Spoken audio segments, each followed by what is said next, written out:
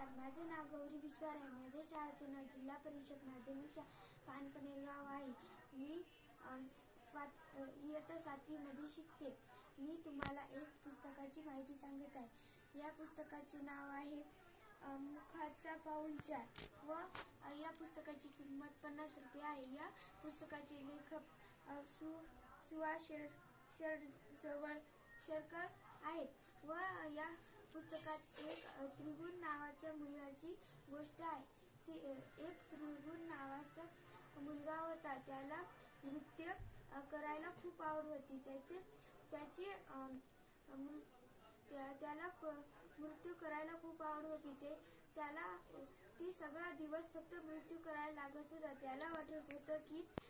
त्याला वाटत होतं की मी खूप मोठा नृत्यकार बनाव व ते खूप मोठा नृत्यकार बनण्यासाठी ते दुसऱ्या गावाला जाऊन नृत्य करत होता व त्याच्या संग ते पैसे भी कमवत होता. व त्याचे एक गुरु म्हणाले की तू इतके पैसे कमवून तू काय करणार, तू एकाच गावात थांबस. पण ते म्हणाला की मी खूप गावाला जाऊन मी माझा नृत्य दाखवणार व मला खूप मोठा नृत्यकार बनायचा आहे. असे म्हणून ते नृत्यकार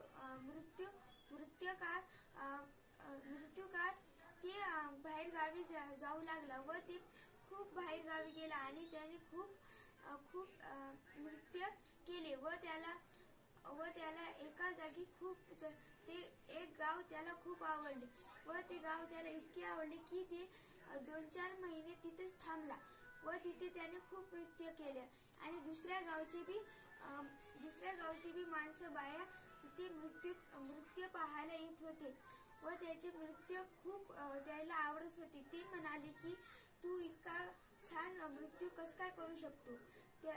त्याने त्याची कला दाखवली व त्याने जी गुरुंनी त्याला गोष्ट सांगितली त्यानं ती विसरली व त्याला दुसऱ्या बी गावाला जायचे होते. पण त्या गावातली माणसं त्याला जाऊ दे नव्हते. पण ते म्हणाले की मला खूप मोठा नृत्यकार बनायचं, मी नृत्यकार बनून वापस येईल. मग असे म्हणून ते खूप पुढे गेले व त्याला दुसऱ्या गावामध्ये त्यांनी नृत्य केलं व तिथे त्या गावातले माणसं खूप लालची होती.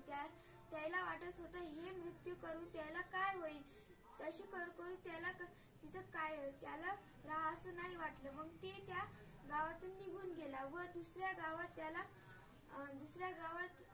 खूप चांगलं होतं. पण त्याला वाटत होतं आपण आपल्या गुरुची गोष्ट ऐकली असती तर आता एवढा माझा अपमान नव्हता झाला त्या गावात. पण इतक्या गावामध्ये माझा अपमान झाला तरी पण जास्ती गावात माझा खूप अभिमान वाटला आणि एकच गाव होतं ते मला खूप नाही आवडलं आणि त्याला ते एके दिवशी खूप मोठ्या गावाला गेला व तिथे त्याने नृत्य केला आणि तिथल्या एका गुरुनं त्याला वाटलं हे खूप छान नृत्यकार आहे व त्याने त्याला नृत्यकाराचं स्थान दिला. धन्यवाद.